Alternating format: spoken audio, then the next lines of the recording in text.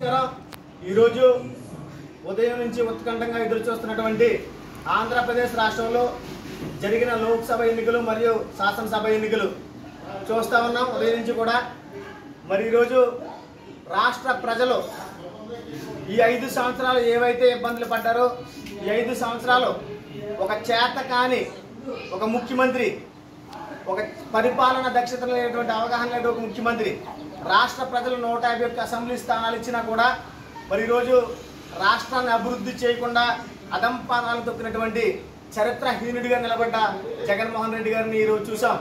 ఆ రోజు వస్తున్న మీకోసం పాదయాత్రలో చంద్రబాబు నాయుడు గారు ఇచ్చిన హామీలు మొదలుకొని 2014లో మరి ప్రభుత్వం ఏర్పాటు చేసిన తర్వాత ఈ రాష్ట్రానికి 33,000 కోట్ల ఎకరాలు భూసేకరణ చేసి ముఖ్యమంత్రిగా అమరావతిని రాజధాని నిర్మిస్తే ఈ సైకో ముఖ్యమంత్రి, ఈ అవగాహన లేని ముఖ్యమంత్రి, ఈ పరిపాలన చేతకాని ముఖ్యమంత్రి మరి ఆ అమరావతిని ఈ 5 సంవత్సరాల్లో కూడా ఒక్క ఇటుక పెట్ట కూడా పెట్టి ఒక అభివృద్ధి చేయలేనటువంటి ముఖ్యమంత్రి, ఇతనికి పరిపాలన రాదని ఈ రాష్ట్ర ప్రజలు ఇవాళ 4.5 కోట్ల ఆంధ్ర రాష్ట్ర ప్రజలు సమాయత్తమయ్యి ఈ రాష్ట్ర ముఖ్యమంత్రిని ఇంటికి పంపించే విధంగా వారు వేసిన ఓటే నిదర్శనంగా మనం భావించాలి.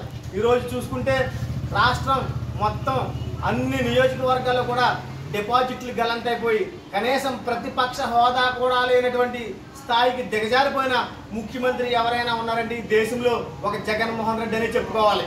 ఎందుకంటే ఈ రాష్ట్రంలో 151 సీట్లు తల్లికి ముద్దు పెట్టాడు, చెల్లికి ముద్దు పెట్టాడు, బామ్మకు ముద్దు పెట్టాడు, తాతకు ముద్దు పెట్టాడు.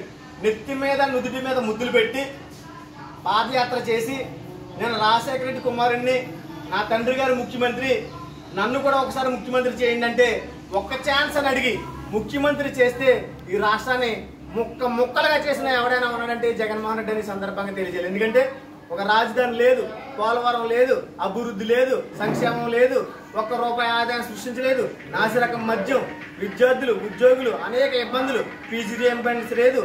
ఎస్సీలుగా ఉన్నటువంటి ఈ రాష్ట్రంలో 59 కులాలుగా ఉన్న ఎస్సీలకి 27 పథకాలు రద్దు చేసిన దౌర్భాగ్యుడు దుర్మార్గుడు ఎవడన్నాడంటే రాజశేఖర రెడ్డి గారి కుమారుడు వైఎస్ రాజశేఖర రెడ్డి.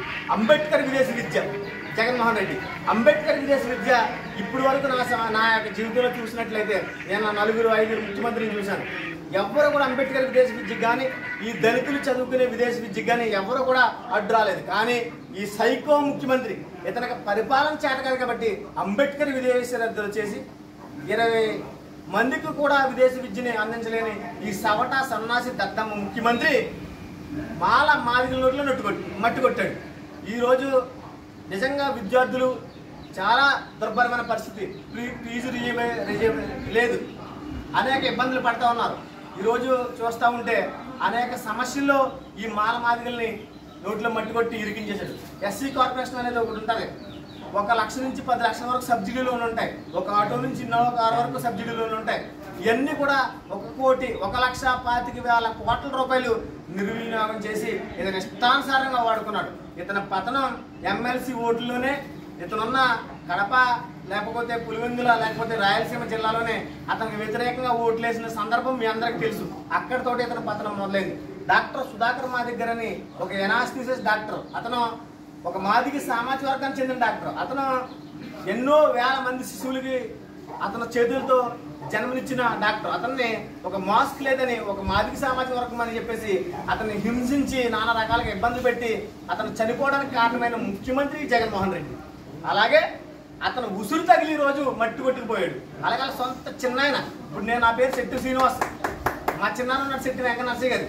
ఎవడైనా విశ్వేశ్వరాపురం గ్రామంలో మా చిన్నాన్న కనుక ఒక మాట అంటే ఇంటికి వెళ్ళి తొక్కేసి వస్తాను నేను. అలాంటిది సొంత చిన్నాన్ని చంపితే ఇప్పుడు వరకు కూడా ఆ చిన్నాన్ని చంపిన వ్యక్తిని జైల్లో పెట్టకుండా అతను వెనకాల వేసుకుని తిరిగాడు అతను.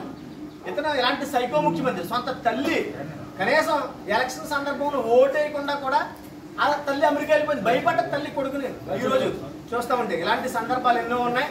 ఖచ్చితంగా ఈ రాష్ట్ర ప్రజలు చాలా తెలివైన వాళ్ళు.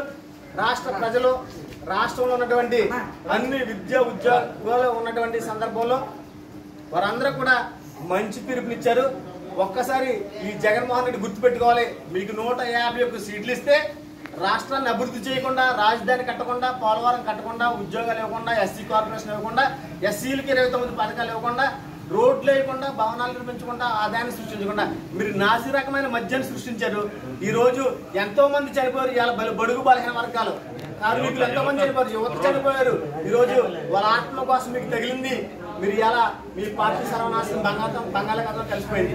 ఖచ్చితంగా మీకు చెప్తాను, వైఎస్ఆర్ కాంగ్రెస్ పార్టీ అనే అంశం రాబోయే 30 సంవత్సరాలు, 40 సంవత్సరాలు, 50 సంవత్సరాల చరిత్రలో మీరు ఎప్పుడు కూడా మీరు ఇక్కడ గెలవలేరు. ఆంధ్ర రాష్ట్రంలో మీ నూకల చెల్లి మీ పార్టీ ముగిసింది. రాబోయేది ఎన్డీఏ ప్రభుత్వం. ఖచ్చితంగా ఈ ఎన్డీఏ ప్రభుత్వంలో రాష్ట్రాన్ని అభివృద్ధి చేసుకుంటాం, రాజధాని నిర్మించుకుంటాం, పోలవరం కట్టుకుంటాం, రైతులను ఆదుకుంటాం, కార్మికులను ఆదుకుంటాం, కర్షకులను ఆదుకుంటాం. ఈ రాష్ట్రంలో అనేక ఉద్యోగాలు తెచ్చుకుంటాం, అనేక ఫ్యాక్టరీలు మేము సంపాదించి తెచ్చుకుంటాం, లక్షలాది ఉద్యోగాలు. ఇది మీకు చెప్పబెట్టి జై జనసేన